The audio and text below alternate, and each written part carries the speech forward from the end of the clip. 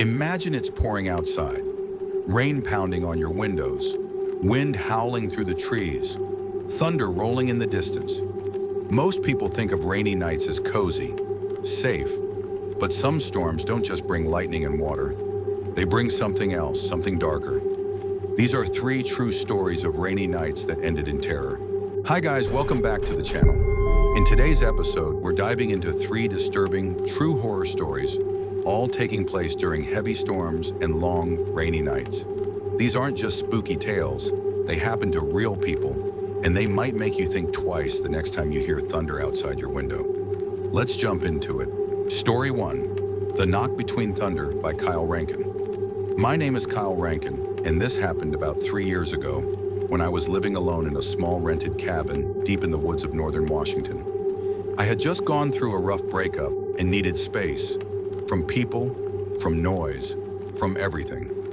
A friend of mine named Jake offered me his family's old off-grid cabin for a month. No distraction, he said. No service. Just trees, rain, and peace. At the time, it sounded perfect. And for the first week it was. The cabin was tucked so deep in the woods that the gravel road leading to it eventually turned into nothing but dirt and moss. There were no nearby homes, no cell reception, and barely any wildlife sounds aside from the occasional crow or rustle in the underbrush. The place was rustic, with creaky wooden floors, a wood stove, a tiny kitchen, and a generator-powered fridge.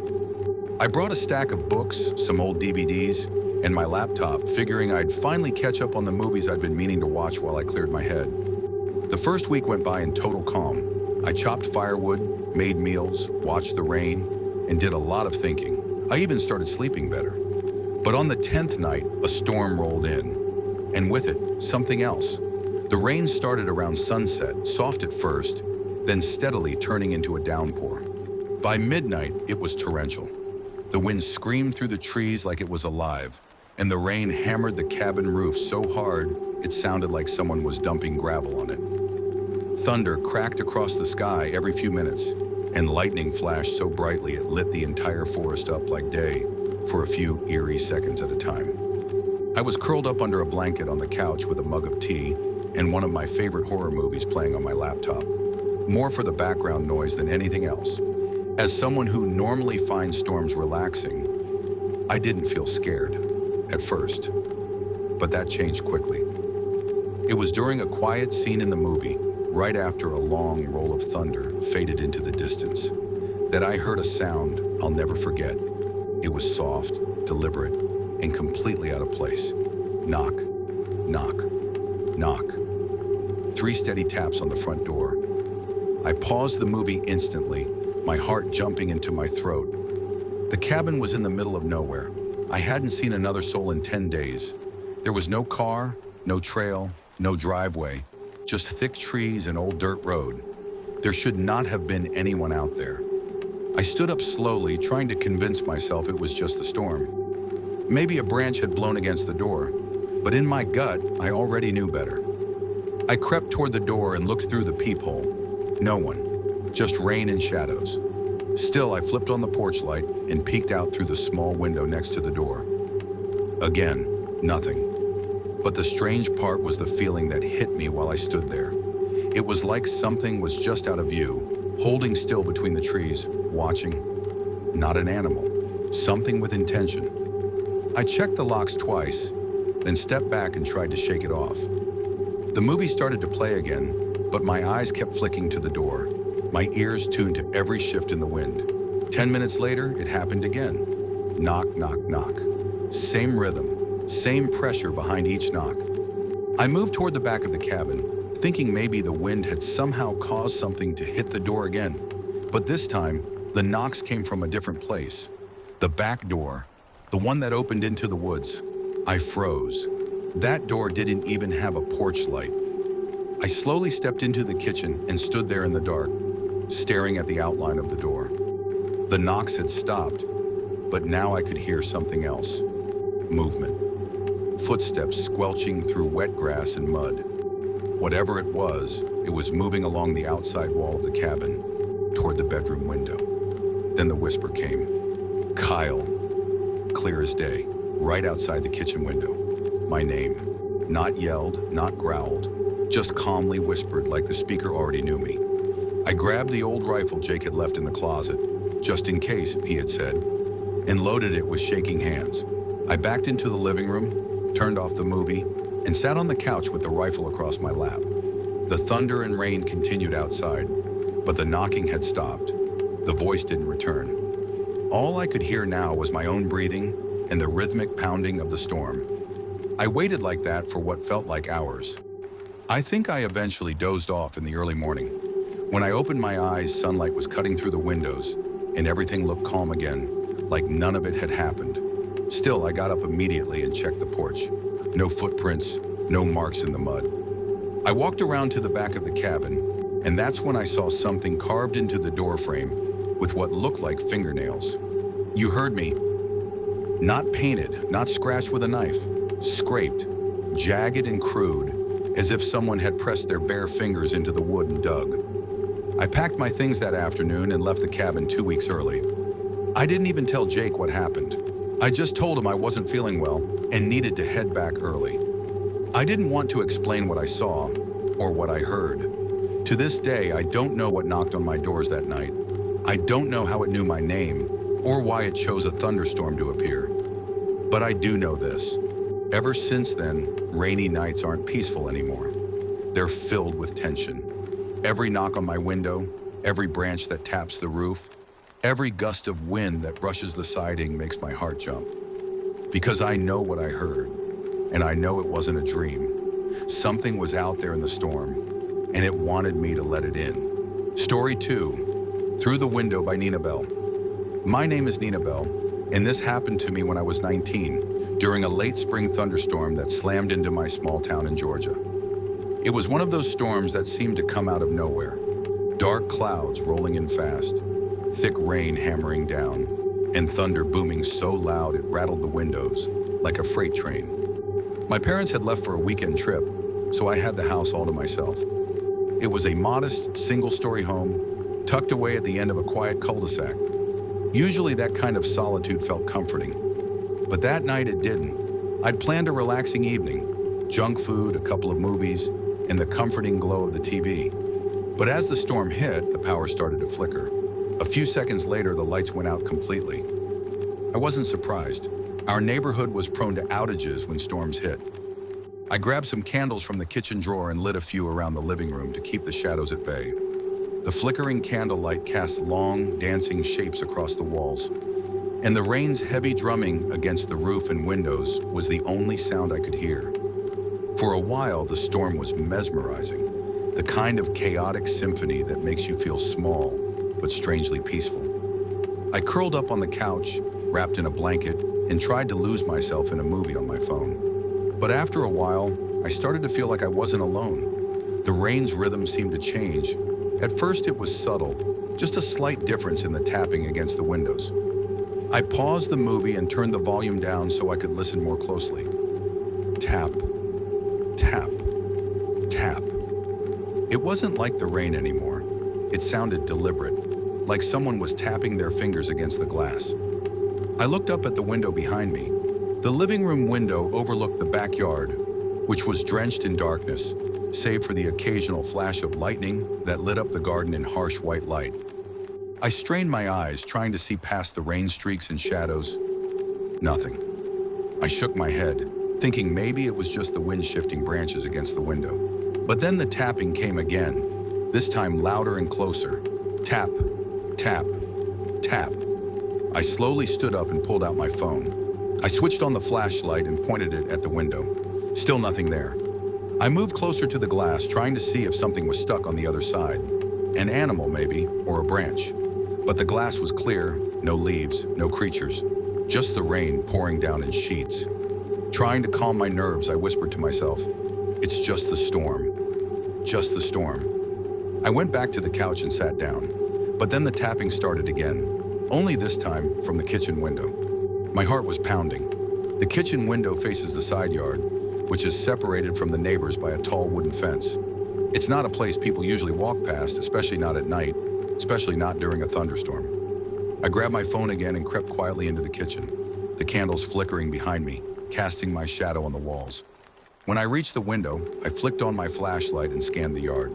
Then just for a second, I caught a glimpse of something pale and still. A face, wide eyes, pressed right against the glass. It was so close I could see the reflection of my flashlight in the eyes. They were staring right at me. I gasped and stumbled back, my heart nearly leaping out of my chest. I flicked on the porch light, hoping to scare off whoever it was. But when I looked back, the face was gone. I grabbed my phone and dialed 911, my hands shaking. I told the operator what happened, the tapping, the face, the storm, and asked them to send someone over. The dispatcher said they would send a patrol car to check the area, but warned me to stay inside and lock all the doors. I did exactly that. I double-checked every lock, shut the blinds, and moved to sit on the couch, feeling exposed and vulnerable despite the walls around me. The rest of the night was a blur of anxiety and half-sleep. Every time the wind howled or thunder cracked, I jumped, waiting for something else to happen. But the police never showed up. When morning finally came, the storm had cleared and the sun was shining weakly through broken clouds. I stepped outside to check the yard and found muddy footprints all over the grass. They led from the back fence, around the side of the house, and circled the entire building, stopping at every window. I followed the trail to my bedroom window. That's when I saw it. Handprints on the inside of the glass. Not outside, inside. They were smeared and dirty, like someone had pressed their palms hard against the window from the inside. But no one else had been in the house. No one but me. I called the police again. This time they took my report seriously. They searched the house and the yard but found no sign of forced entry. The doors and windows were all locked tight. I stayed with a friend that night, unable to sleep in my own home. Weeks later, I heard that people in the neighborhood had reported similar experiences during the storm. Strange noises, faces seen through windows, and unexplained footprints. Nobody ever caught whoever or whatever it was. But I still wonder every time it rains hard, what might be watching from the shadows, watching through the windows, waiting. And even now, years later, whenever a storm rolls in and the power goes out, I can't help but glance nervously at every window. Because sometimes, just sometimes, I swear I still hear a soft tapping, like fingernails drumming on glass, waiting for me to look. Story 3, The Storm Shelter by Travis Melton. My name is Travis Melton, and what I'm about to tell you happened in the spring of 2012 during one of the worst thunderstorms I've ever experienced in Oklahoma. The sky had been brewing all afternoon, turning an unnatural shade of greenish gray that made the hairs on the back of my neck stand up. The wind was already picking up by early evening, tearing through the trees and bending them like twigs. My parents, like many people in tornado-prone areas, had always drilled into me the importance of heading straight to the storm shelter as soon as a severe warning was issued. When the local news flashed tornado warnings all over the screen and the weather app started spitting out alerts, I knew it was time. So I grabbed the essentials, a lantern, a blanket, some snacks, and my phone, and made my way out to the small concrete storm shelter buried halfway in our backyard. The shelter had a heavy steel hatch on top that locked from the inside, and although it wasn't the most comfortable place, it was designed to keep you safe when the weather turned against you. I figured I'd be down there for a few hours until the storm blew over. I wasn't expecting anything out of the ordinary, just a long night trapped underground with the rain pounding above me. At first, the storm shelter was exactly what I expected. The rain hit the metal hatch with a steady, deafening roar, punctuated by cracks of thunder that seemed to shake the very earth beneath me. The wind howled through the small cracks around the door, sending little gusts of cold air that made the damp concrete walls feel even colder. I lit my lantern and sat cross-legged on the cold floor, wrapping myself in the blanket I'd brought. I tried scrolling through my phone for distractions, but the flickering light from the storm outside made it hard to focus, so I put it away and just listened. The storm's fury was relentless. The wind screamed like some wild animal trapped outside. The rain thrashed against the earth, and every few minutes the sky was lit up with the harsh, white flash of lightning. As the hours dragged on, the shelter grew quieter except for the sound of the storm itself, which was all I expected to hear. But then, around midnight, something changed. Something that would turn a night of boredom and fear into something much worse. It started as a faint noise, almost imperceptible at first, a scratching sound against the metal hatch above me. I stopped moving, heart racing as I tried to make sense of what I was hearing. The scratching was slow and deliberate, like someone was running their fingernails along the steel, testing it, maybe trying to find a weak spot. It was coming from the hinges. There was no doubt about it. I immediately felt a cold wave of panic roll through me. I told myself it had to be something normal, like a branch caught in the wind or a small animal. But the sound was too rhythmic, too intentional. I switched off the lantern and sat in pitch blackness, holding my breath, trying to hear more. The scratching continued, growing louder and more urgent, as if whoever was outside was trying to get my attention, or maybe trying to open the hatch. Then over the sound of the storm and the scratching, I heard it, breathing, not mine and not even close. It was low and muffled, barely audible, but there it was, coming from the other side of the hatch. My blood ran cold. I froze, too scared to even breathe. Then a voice, barely above a whisper, called out, "Are you in there?" The tone was gravelly and shaky, like someone exhausted and desperate. My mind raced. Was it a lost person trapped outside? Or was it something more sinister? I didn't answer. I was too terrified to speak. The voice repeated, a little louder this time. "Hey, are you in there?" "Please." I stayed perfectly still, barely daring to move, my body locked in fear. Then suddenly, the handle on the hatch jerked violently, like someone was trying to force it open. I grabbed the handle from the inside and pulled it tight, heart pounding wildly in my chest, thankful I'd locked it securely. The scratching intensified, now accompanied by heavy breathing and soft footsteps moving slowly around the shelter. For what felt like an eternity, I sat there in the dark, listening, not daring to move or make a sound. The presence outside lingered, patient but persistent. Then just as suddenly as it had started, the noises stopped. The footsteps retreated, and the shelter was plunged back into silence, save for the fading roar of the storm above. My heart was still racing when I finally dared to relight my lantern and peer out from the shelter.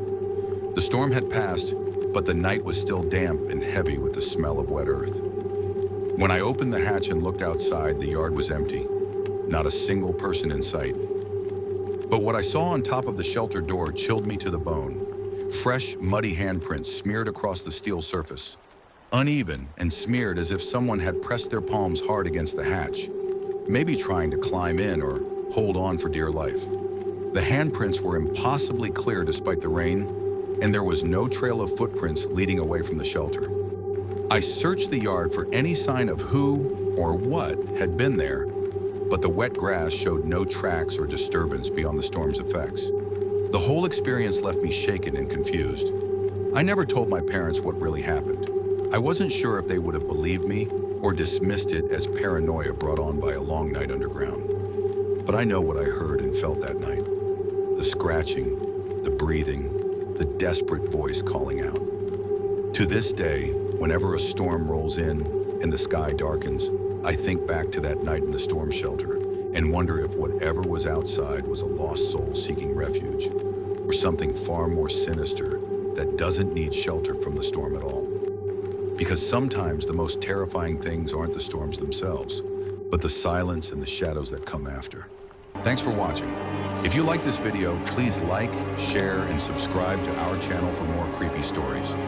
Which of these true stories gave you a chilling experience? Let us know. Until next time, stay curious, stay safe, and remember, sometimes the scariest stories are the ones that are real.